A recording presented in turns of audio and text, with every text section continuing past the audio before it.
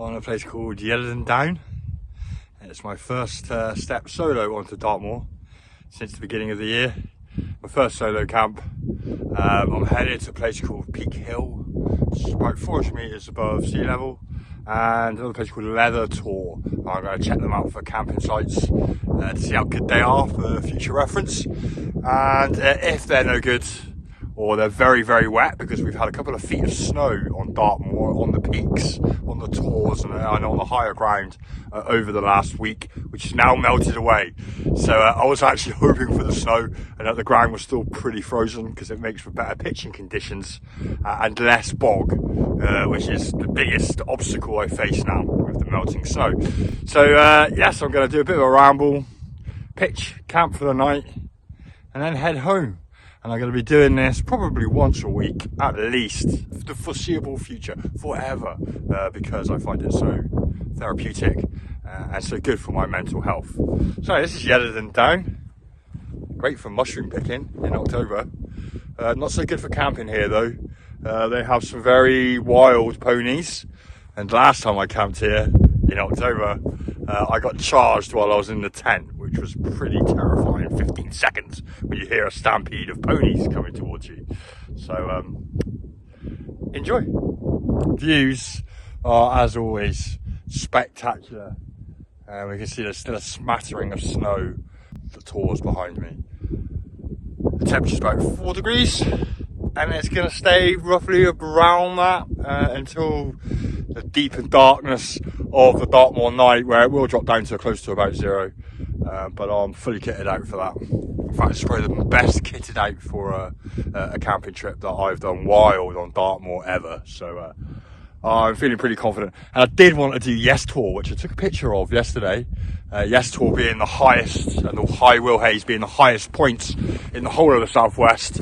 But they are known for being wet, and after a foot of snow or a couple of feet of snow on there over the weekend just gone and throughout the week, it's going to be very, very, very boggy. It's known for being quite marshy up there, so I decided to give it a miss and not worry Lucy too much, because I can't be dealing with worrying about Lucy worrying about me. And there is a fellow wild camper out here somewhere. Chance we might bump into each other, fingers crossed.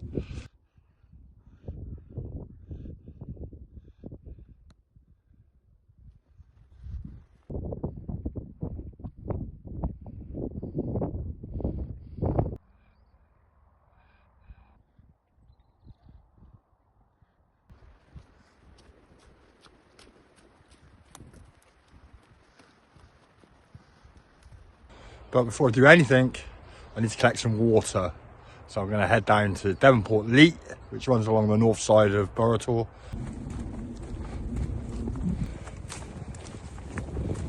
And Christmas and the New Year's, we're leading up to the end of the year, in 2024. Man, I'm pulling a bit of weight. I've got a right little belly, which I've spent all year getting rid of. And only for it to pop right back out over Christmas. So I've been on a sugar diet, which has been hell. And Lucy's been fat shaming me regularly, consistently, asking me when it's due. So find somebody who loves you enough to fat shame you. So she's like, get out on the bloody Dartmoor with your backpack and start burning off that belly, Darren. Otherwise you won't be allowed to call anyone fat anymore. So it's exactly what I'm going to do. And the other thing about this winter period, Christmas period, the last couple of weeks, is I've been really, really, really under the weather, really ill, low energy, brain fog, repeating myself, really been sick. And we've also, in the Secret Cornish hideout, at the same time, or leading up to this bout of sickness, and it's affected the whole village, apparently, including friends of ours, there's been a fog, a sort of persistent mist that lasted through the back part of December and into the beginning of January. Many talks of a bio fog weapon that's been used around the country, and in other countries have had similar experiences. So I'd love to hear from you about that. Fortunately, I'm feeling better. I've been for a few days, which is why I'm out. And hopefully I'll feel even better after a good march around.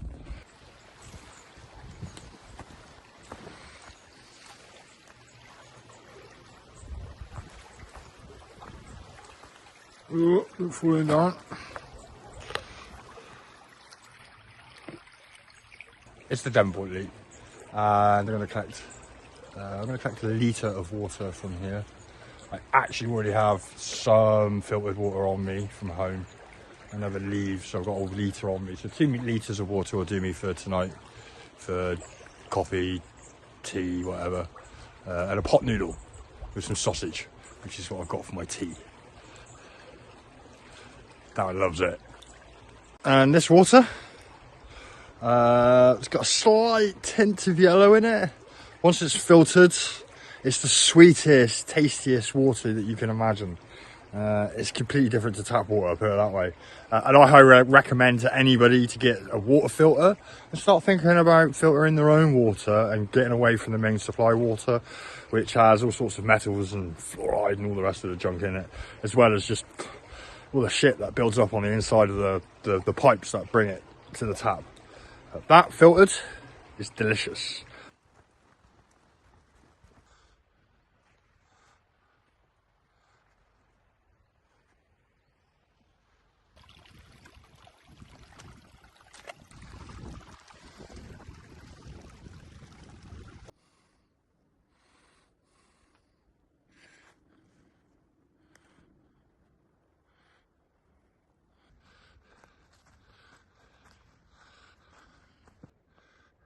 I've just done a bit of a scramble up through some woodland, some amazing camping in there, and places for a hammock as well in the summer, which I want to do. I've got a hammock that I've never used. And behind me, there's some, I don't know, Cub Scouts or something, and lower Leather Tor.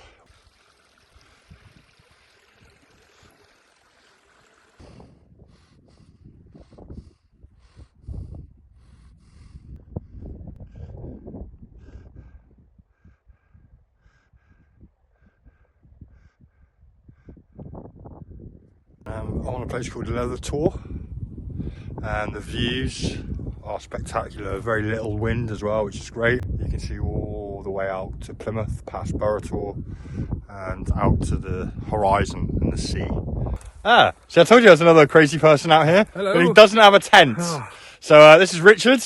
Subscribe to his channel. Yeah, I'm not getting enough. They're really good. Yeah, and subscribe to your channel. Oh, yeah. What's the name of your channel? Fog 360 Bushcraft. Fog 360 Bushcraft. And we're gonna do some camps together in the future. Definitely Definitely will be. Cornish hot chocolate. Beautiful, mate. Thank you very much. Only the best Cornish. Cornish, mate. You born and bred? No. Just as well, I bumped into Richard because I forgot my cup. So there you go. I always forget one thing, and today it was my cup. I'm happy about that. Yeah, I mean, I'm staying in this area because I haven't camped out here before, so and I'm looking for the views in the morning out there. Wherever you want.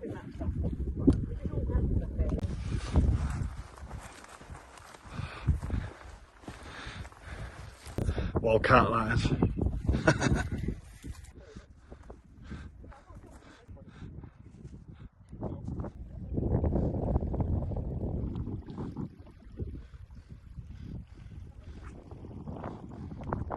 So I stood in what looks like a bomb shelter. I have to ask them, Richard, why would they put a bomb shelter here?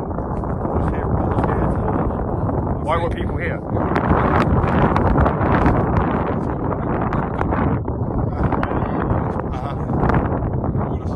There are craters up there around here.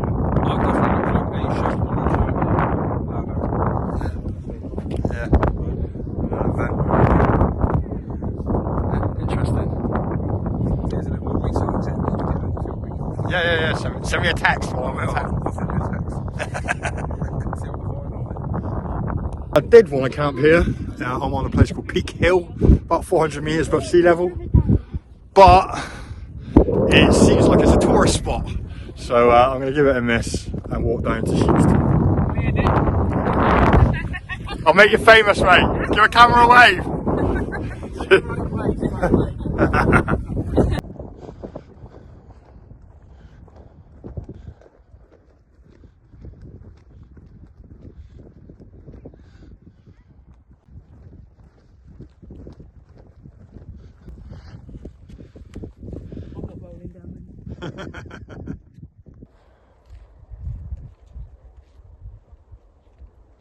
So I'm headed towards Sheepstor, and it's a common and very popular campsite out on Dartmoor, which is why I actually was hoping to avoid it, but it seems up there where we've just come from, there's a lot of people, and I don't want to be hanging around twiddling my thumbs for a couple of hours waiting to put my tent up. So we're going to head towards Sheepstor. It'll be the 4th tour that I visited so far today, and Richard and Sam have said they're going to come with me. They're not camping. They're staying in a hotel.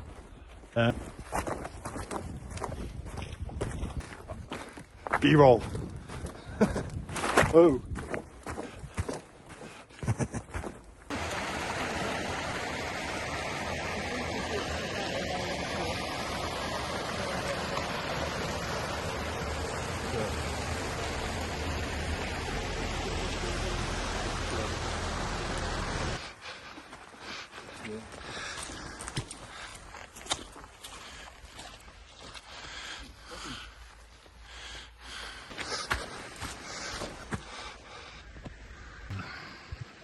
Very unusual.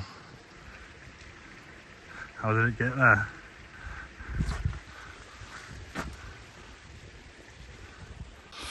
Take it nice and easy, Darren said. Gentle stroll up a hill, Darren said. And I met these two. I'm knackered.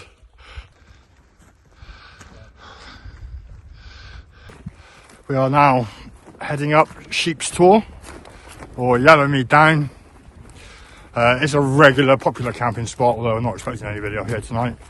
I'm knackered, so I'm looking forward to the end of this part of the journey and putting my tent up, and hopefully there's clear skies in the morning and the views from here are genuinely spectacular.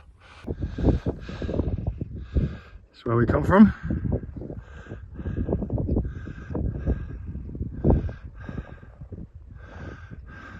On top of Sheepstor, Yellow Me Down, just southwest of Leather Tor. We've got some people up here playing music, which is ruining the peace and harmony.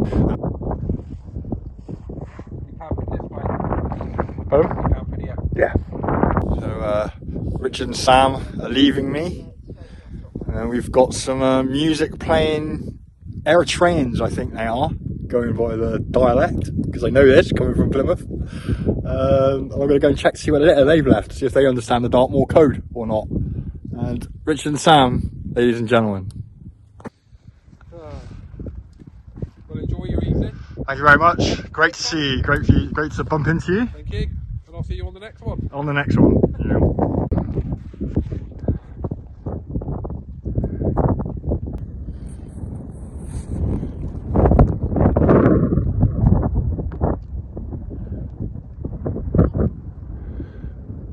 The immigrants who are on top of Sheepstor in Dartmoor. As far as I can tell, they didn't leave any mess other than the burn mark, which is a bit of a no-no. But so not too bad. Give it 6 out of 10, 7 out of 10. And you might be able to see them just at the bottom of a flashing speaker that was booming away.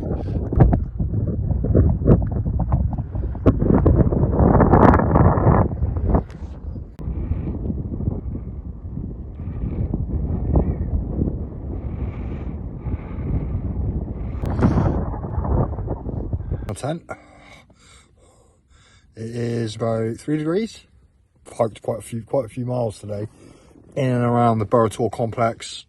Been up Peak Hill, Leather Tor, met Rich and Sam. I'm now on Sheepstor, and when we got here there were about 5 immigrants having a barbecue. It's January the 11th and they're having a barbecue. What's the chances? But it just goes to show, you know, that that's the state of play. Somewhere as remote as this place, yeah, it's not that remote, you know, it's on the outskirts of Dartmoor. We will find, you know, the people who are off the boat types, and pretty sure that that's what they were. No problem, didn't leave a mess, nothing, you know, apart from a burn mark, but they were here, and it's just crazy every time I come across this in this part of the world. blows my mind. Anyway, I'm in my tent. I've had a great day. I'm getting, Lucy's texting me at the moment asking me how to make Netflix work. And I've got a pot noodle and some chorizo for my tea, and I'm starving. About 8 degrees in here in the tent. My nose looks quite nice and red. And it's probably close to 0 outside. But I feel great, comfortable, not cold, not even got my gloves on.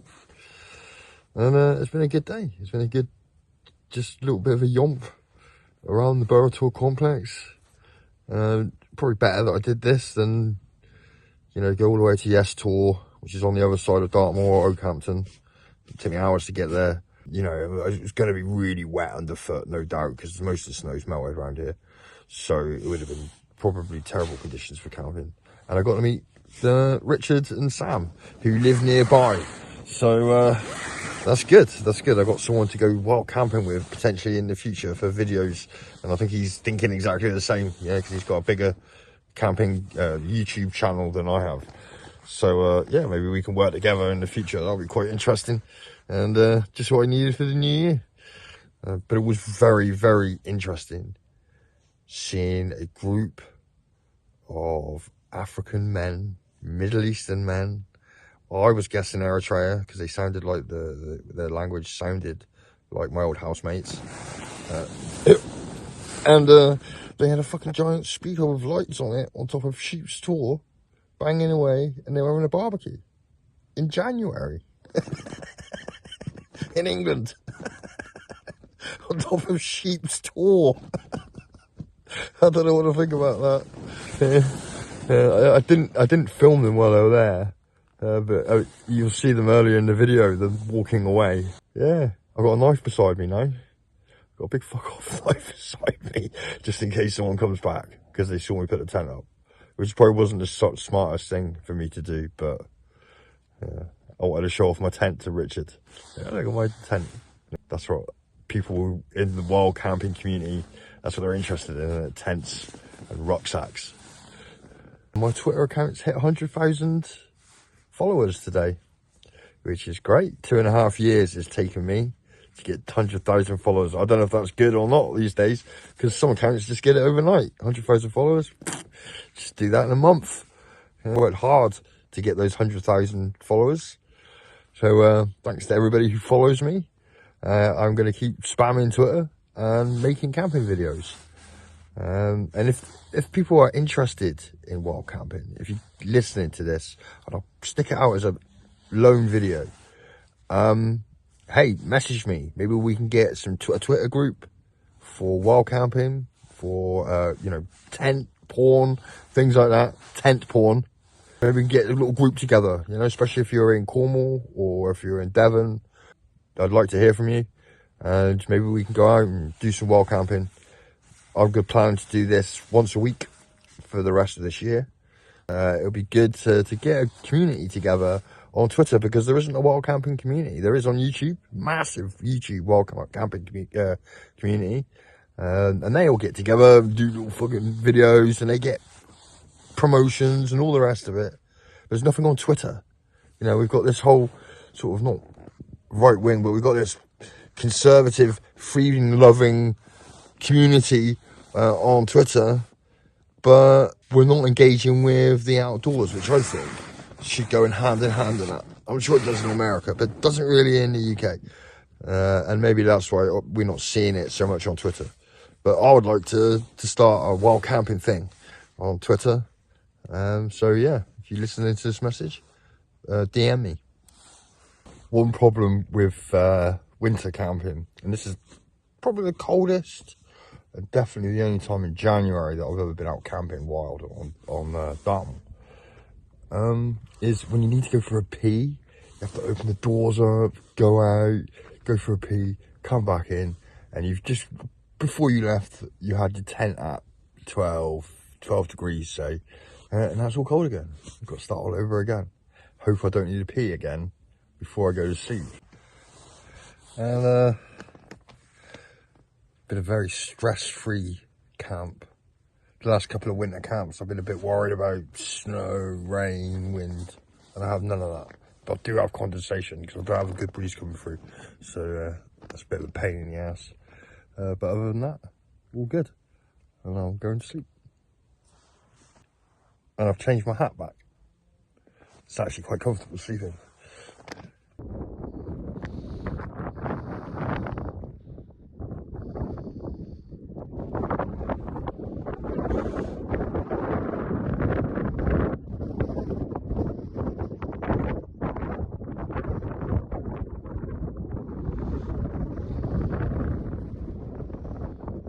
It's 8:30 in the morning. I'm on top of Sheepstor, which means already there are people here turning up, which is fun.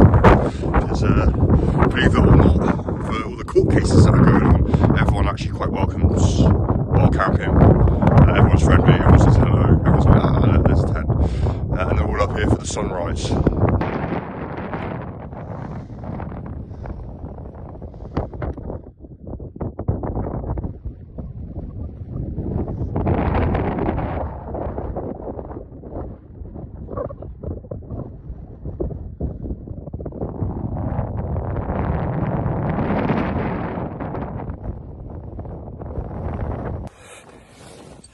And the temperature, according to my trusty alcohol thermometer, science teacher, don't mention that in every episode. Anyway, the temperature is about 3 degrees.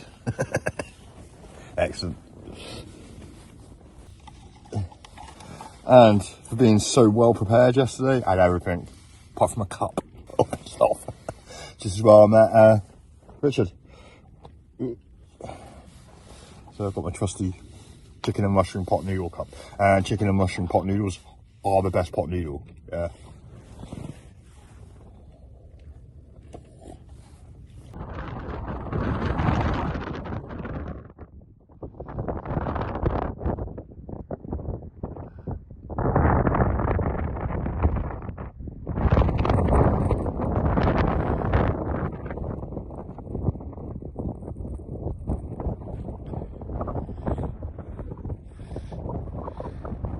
Yesterday I walked from Yelverton Dowsland, and I walked around here through that wooded area,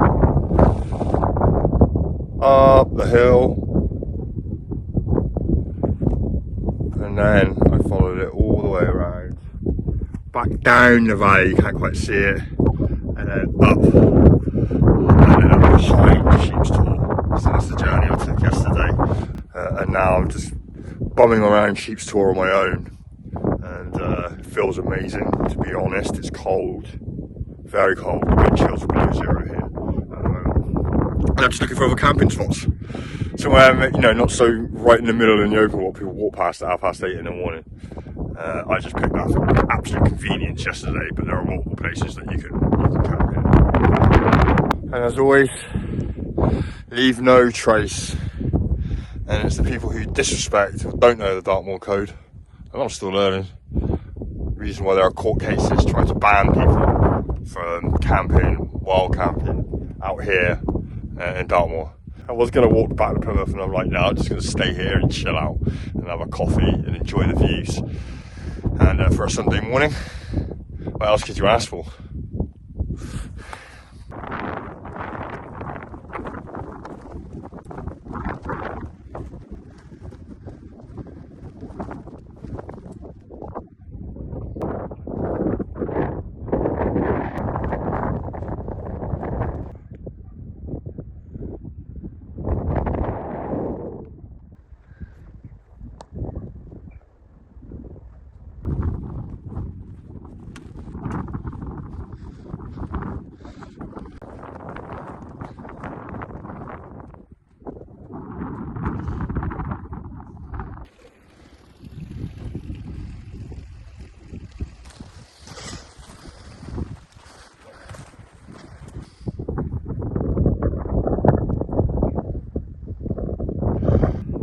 Behind me is a big mound. I spotted it from the top of Sheepstor, which is behind me where I camped.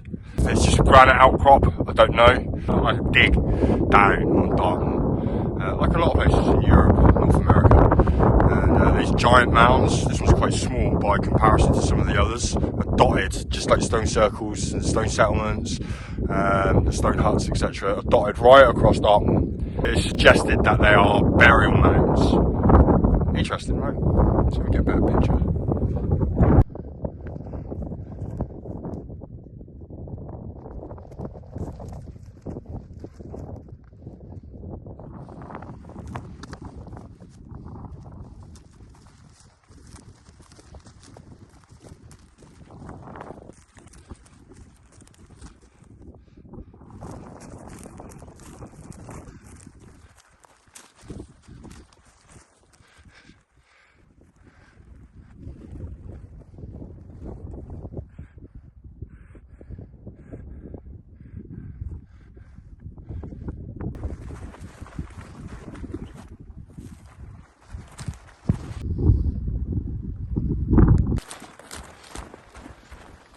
Yeah.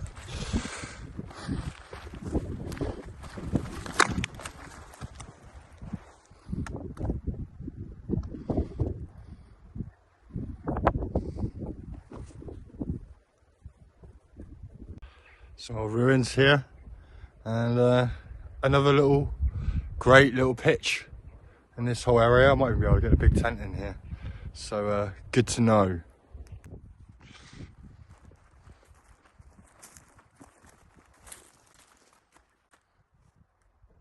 More ruins there.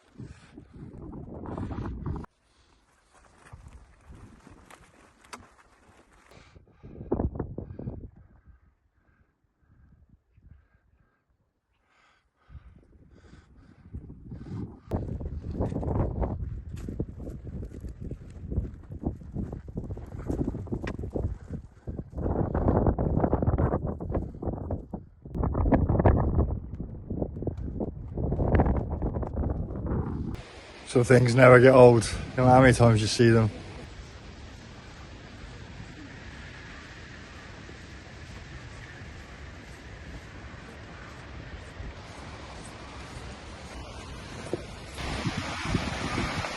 And what have I learned today? A couple of months of eating crap and not keeping fit, not exercising, destroys your fitness. That's what I've learned. And I found another pathway, the pathway I've been looking for a very, very long time. Okay, that's enough filming now. I've got a real serious 2.5 mile march, and I've got to do it in 45 minutes, maybe, if I can, an hour, so I don't miss my pickup. So I hope you enjoyed the video. I have just done a complete lap of the Leather Tor complex, and I stayed on Sheepstor, which is now all the way over there.